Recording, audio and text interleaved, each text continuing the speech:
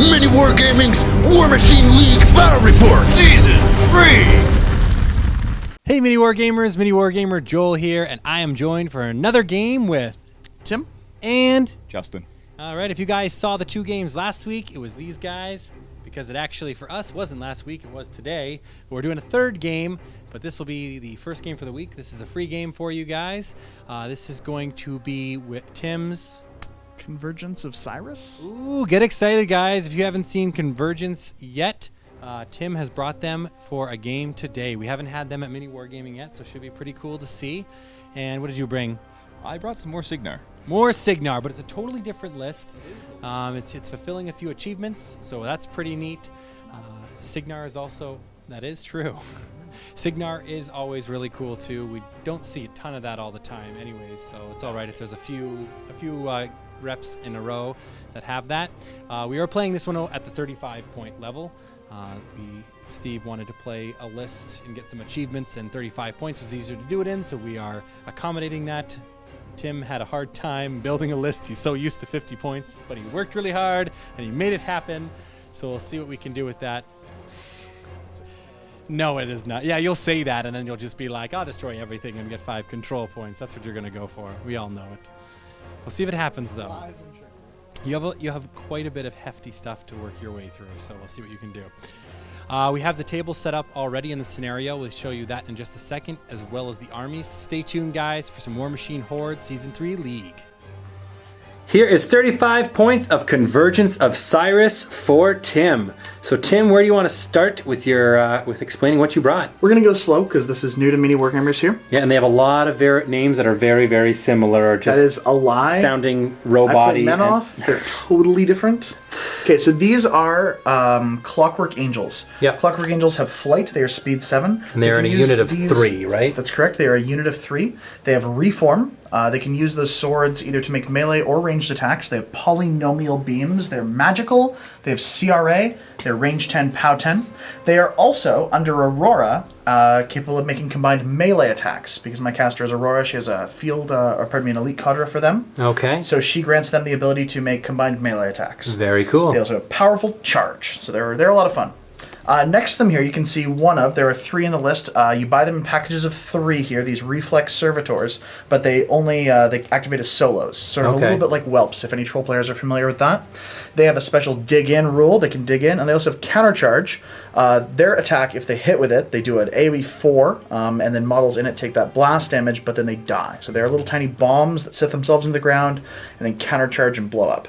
Cool. So they're a lot of fun. We're going to go right to left down the end here. Okay. Here is an example of one of the 3 attunement servitors that I have in the army. Attunement servitors don't actually have anything fancy in terms of attacks, but they have an AoE 4 at range 9 that if they shoot, range 7. That if they shoot, if they hit anything with it, it is flared for 1 round. So it offers minus 2 defense. Very nice. Behind here with a little gun, again in a package of 3, I have Elimination Servitors. Elimination Servitors have the Puncture special rule and the Gunfighter advantage. So they are able to make ranged attacks with those guns that automatically do 1 point of damage. So they're kind of cool. They're good at killing infantry models. They're going to be super useful against the opposing force that I see here.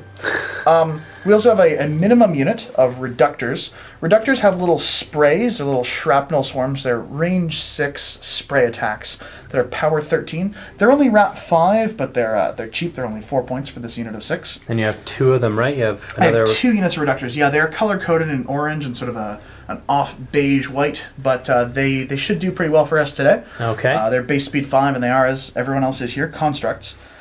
This is a diffuser. Diffusers are cool. They shoot a little beacon attack that is a little bit like a Hunter's Mark, if anyone's familiar with that from the factions that have Hunter's Mark. Its range 11 gun is lucky, so if it misses, it gets a reroll on that attack. And if it does hit, that models get to charge it with plus 2 inches of movement. Very cool. This is a Cypher, one of the heavy warjacks in the battle box heavy warjack for Convergence of Cyrus. The Cypher has 2 power 18 piston fists, which, while they don't have reach, are pretty effective. It also has a little head gun here. If you look at its head, it's a gun. It has rate of fire 2, so it can buy a second shot, and it has 3 attack types. Those attack types are either an AoE 4 rough terrain rift shot, or it has a POW 6 blast damage to everything hit AoE 4 bombardment shot, or it has a flare shot, a little bit like those other guys. It does an AoE 4 that does -2 defense for again a round. Tucked behind Aurora is another one of those elimination servitors. As I said, there are 3 in the list. Here's Aurora, Numina of the Aerogenesis. She is actually a living model, but she is part of her battle group, so I'm still getting that particular achievement. Yep. She has reach, she has flank with the Clockwork Angels, she herself has flight, she has an impressive spell list that includes True Path and Flashing Blade. Her feat gives refuge to everything, and she's a lot of fun. In her fluff, she's the daughter of the current leader of the Convergence of Cyrus, and the person who actually invented the ability to use mechanical flight. Next to here, you have the Corollary, which is both a Warjack and a attachment. It's field allowance 1, and it grants its caster 2 extra inches of control area, and then every time it activates within 3 inches of the caster, it accumulates a focus for free, and it doesn't have that focus disappear at the end of the turn. On top of that, as a special action, it can allocate focus to jacks, at the same time spending that focus to induce focus to other jacks, so it's a cool battery to help fuel her battle group. Yeah, because if you haven't seen Convergence work before, you'll kind of see during the game the way their focus works. It's kind of a cascade waterfall. When one jack spends focus within a certain distance of another jack, one focus actually jumps to that other jack. Like it's kind of allocated to it. The rule is called induction, and Yes. we'll go over it when it happens the first Yeah. time. This is a unit of reciprocators. Reciprocators, as you can see, they have shields. They can do a shield wall order.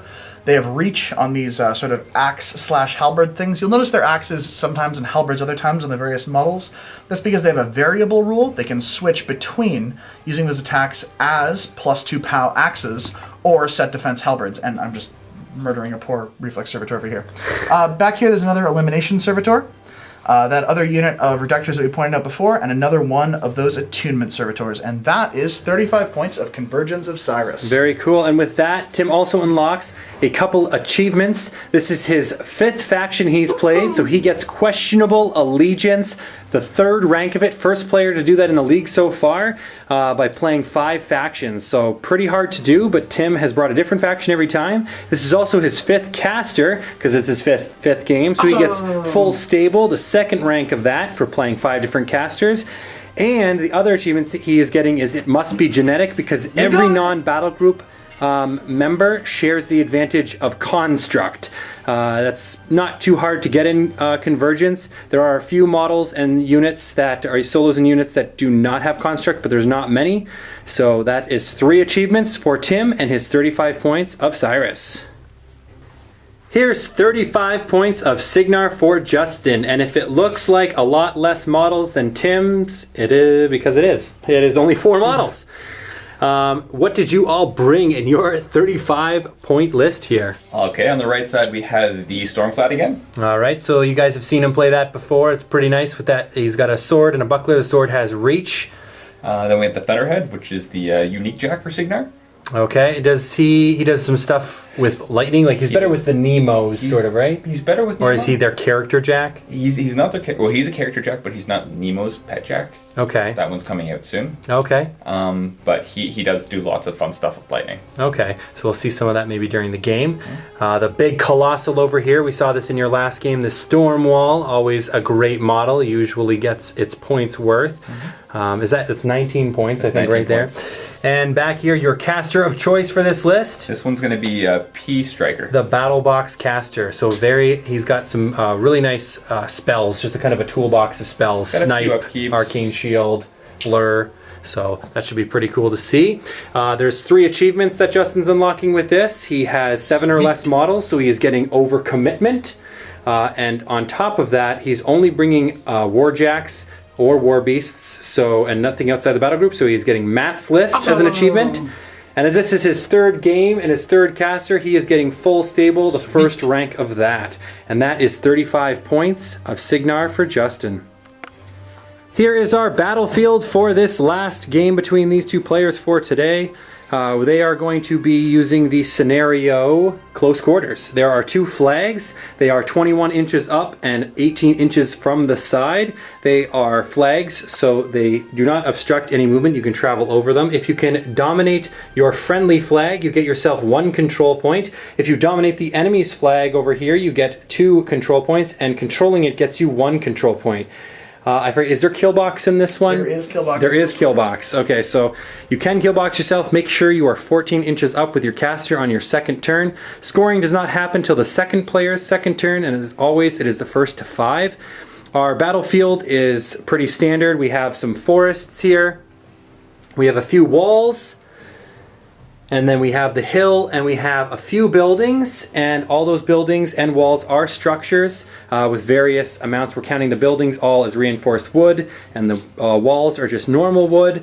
So if the guys do decide to go and try to kill those, we'll tell you their boxes at that point. I think that Justin still needs the Wrecking Ball achievement. It is something he may go for. We will see, but as we rolled off, Tim is actually first player. Justin has not won a roll against him for deciding who goes first yet. Tim rolled a 1, and he's like, well, there you go. But then Justin rolled a 1, they rolled again. Tim rolled a 2, and then Justin rolled a 1 again. So Tim got to go first yet again. So we'll see. We're going to get to his turn 1 and see what he decides to do with his Convergence. So Aurora has Field Marshal Apparition. That means models in her battle group get a 2-inch place. It's completely within 2 inches at the beginning of each turn. So Aurora is in her own battle group. She teleports herself, the Cypher, and bumps everything, totally invalidating any of the previous measurements I made. And she teleports that diffuser up, so she's got a little bump. Cool. No allocation. Aurora just camps all 7 of her focus. Corollary will activate now because he activates within 3 inches of his caster. He is allocated 1 focus. Is it allocated or gained? He gains, yeah. Okay, so he gains 1 focus. Advances 5 inches to here. And he will turn to face like so. And he will allocate 1 to the diffuser here. So he spends the 1 he had on him to give the diffuser 1, that power transfer action. Because he spent a focus, a friendly Warjack within 6 inches can be allocated a focus. So we give 1 to the Cypher here. Very that can't cool. exceed allocation limits, obviously, and it can only be done once per Warjack's turn. But both of these Jacks now have a focus, and Aurora hasn't given any to anyone. Very cool. Aurora is now going to activate. She will spend 3 to cast True Path. Okay, just for viewers, if she spends focus, there's no induction from herself. That's correct. Now, True Path gives friendly warrior model / units in her control area. She's just flying over that corollary right up to here. Yep, she has flight, obviously, with those giant wings. Friendly warrior, it's not an upkeep, it's just a spell. Friendly warrior faction models activating in her control area get plus 2 inches of movement if their model / unit is in formation. So she, with her control area of 16 inches, because she's 14 plus 2 from the corollary, is going to get every single model in her army for that plus 2 inches of movement. Very cool. So this Reflex Servitor is going to activate. And as Tim said, these activate as solos. They're not a unit, so this one's just going by itself. Okay, so it is speed 6. It has Pathfinder because it hovers up on the ground there, but not flight. It gets plus 2 inches of movement, so it's just going to do a run. So it runs 12, goes to 14 inches, and it's going to jog right on up to there. Okay, and can it dig in at that point? No, it can never only dig in if it has after. a star action available so to do that. it can't do that with a run. Okay. So we'll This move on to Reflex the Never. Servitor is going to activate. Yep. He's going to advance just 8 inches, and he will dig in. Okay. So we have a little token just to mark that, so everyone knows. And this delightful little Reflex Servitor over here, he's going to advance 8 inches as well. He's just going to wander over there, base to base of the flag. He can't score on that. He can only dominate the close flag, but he's just going to be there to contest, and he'll dig in. The Cypher there is going to activate, and he is going to run. So when he begins his run, he spends a focus. Yep. And then because he's within 6 inches of this corollary, he's going to induce that focus over to the corollary. Very cool. And Because that the corollary has not been induced to yet. He only induced from. He can be induced to multiple times in a turn. You can just induce from yourself only once. Okay. So again, the diffuser is going to do the same thing. He can run 10 inches. He's within that range, so he's going to induce that focus over to the corollary. He runs to here, and that corollary doesn't lose focus at the end of the turn. He has that rule from like the Retribution Hydra Jack where he accumulates it from turn to turn. And he keeps it on him. Cool.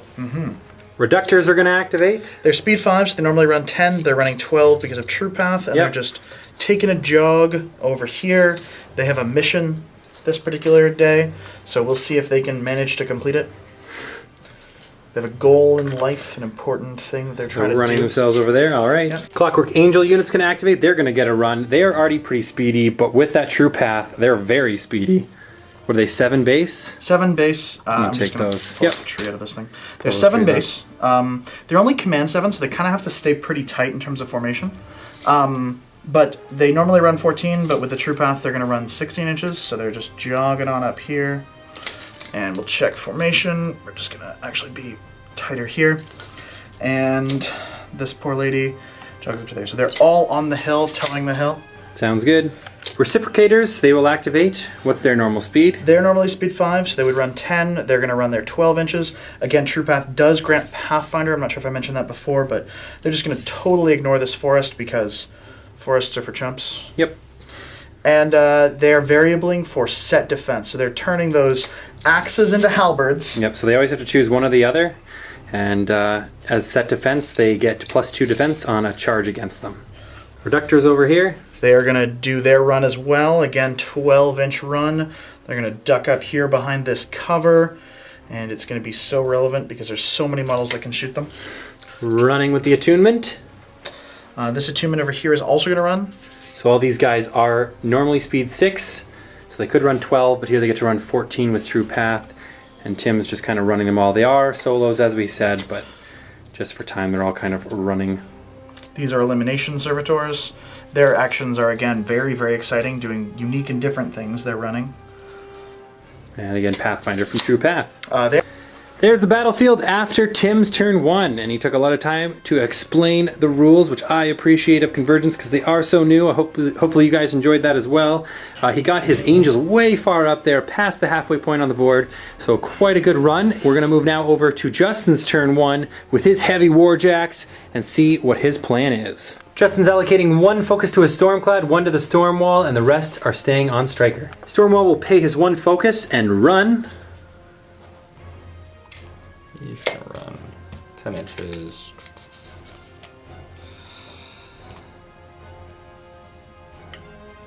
Can easily get up to there. Running there, all right. Thunderhead will walk up. He has no focus on him. He'll take a gunshot there. Okay, so is it at least POW 14? It is POW 14. All right, so he can shoot at that fence. It is armor 12. It has 20 boxes. Or sorry, defense. Yeah, no, armor 12. It has 20 boxes. Defense 5. He hits it. And what's the POW? 14. So 14. dice +2. And it takes 11 damage on the first shot. Stormclad now is going to activate. He's going to walk forward 5 inches. He's going to use his foot. He's going to shoot at the fence over here. Defense 5. Anything but snake eyes. So he hits it for sure. And we'll boost damage. Boosting the damage. What's the POW on this one? This is a 14 as well. POW 14 as well. So dice +2. 9 boxes left on this. He's looking for at least a 7. He gets that. He wrecks that fence. Turns it into a ruin. And that makes him get the achievement Wrecking Ball for Justin. Striker will activate now. It's going to move 6 inches to There. Okay. Going to spend 2 to put Snipe on the Stormwall and 2 to put Arcane Shield on the Stormclad. Okay. And I assume the Stormclad, yeah, he's definitely within 6, right? Yeah. All right. So +3 armor on the Stormclad, +4 range on ranged attacks on the Stormwall. And with only 4 models, it's a quick turn for Justin. He moves himself up and gets his upkeeps out. So we're back over to Tim for his turn 2. We'll see what he decides to do. Tim's going to start with his apparition for his battle group. So he'll move those guys all 2 inches for a little bit of a bump. Aurora's going to camp all 7, allocating nothing. The Reflex Servitor right here is going to activate. run to here. Okay.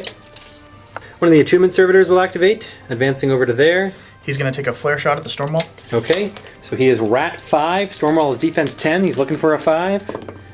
He connects with that, so that means there's a 4-inch AoE, and that'll only directly hit the Stormwall, but he gets -2 to his defense, making him Defense 8.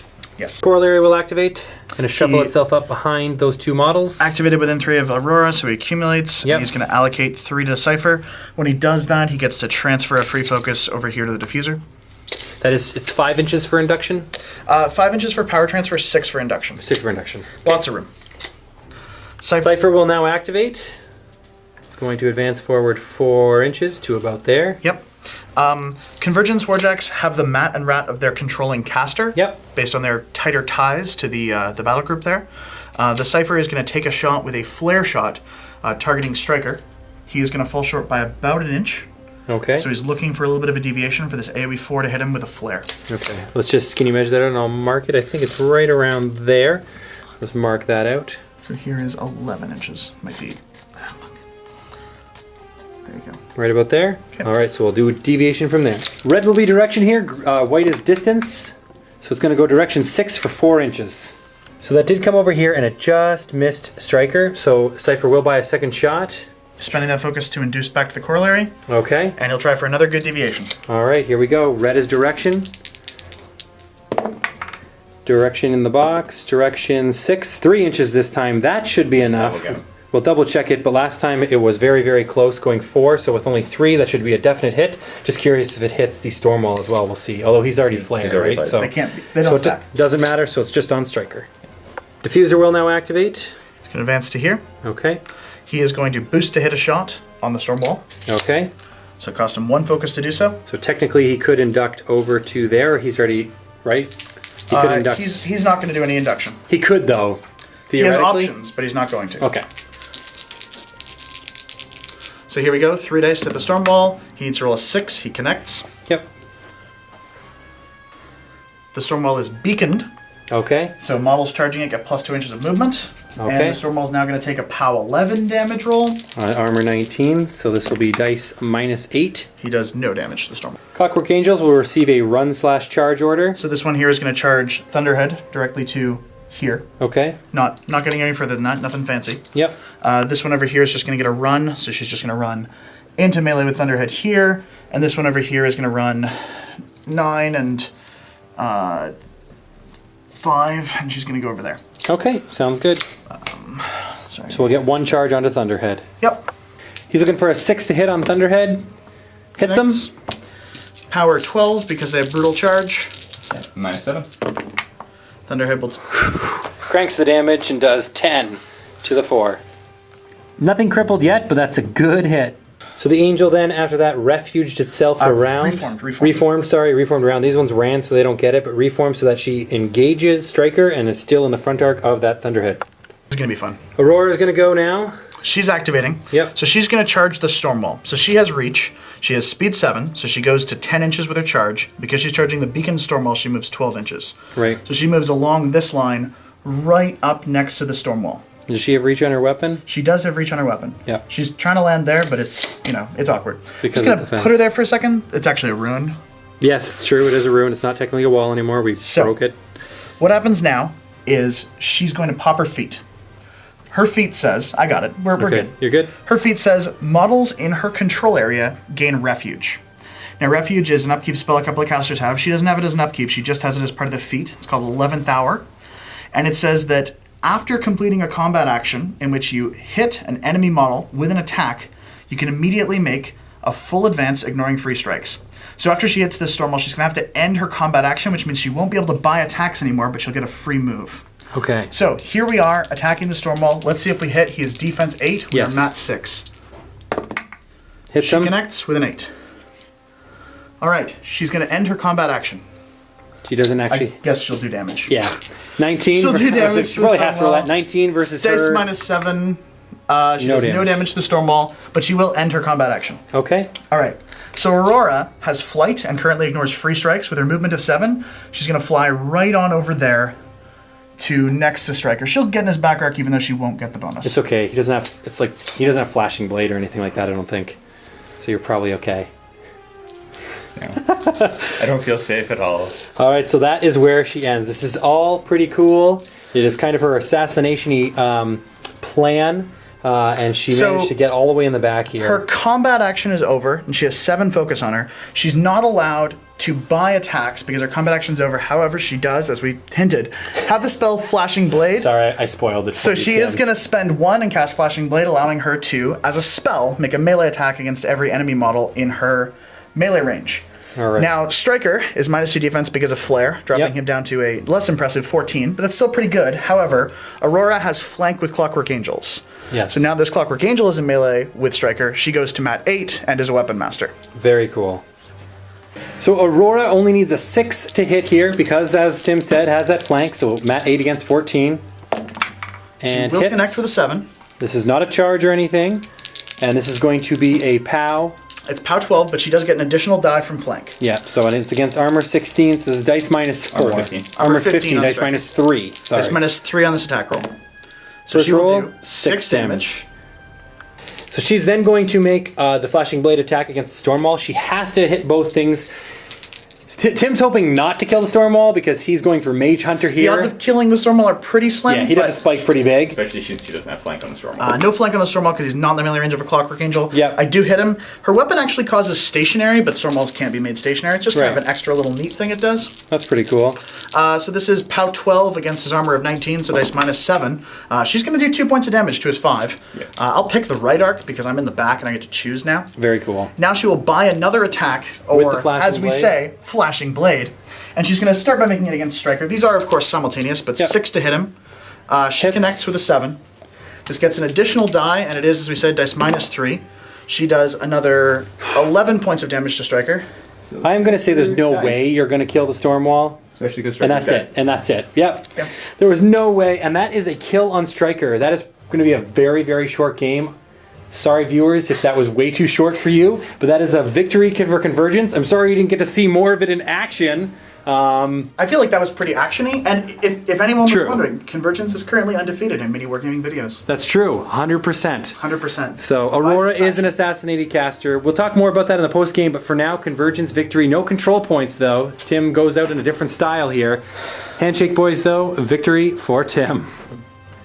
Post game wrap up for this very, very quick battle report. It's only like 39 clips on the camera, so I imagine when this is all said and done, you guys are probably watching about a 10 to 15 minute battle report. I think Tim's explanation of his army and how it works is almost longer than the battle report.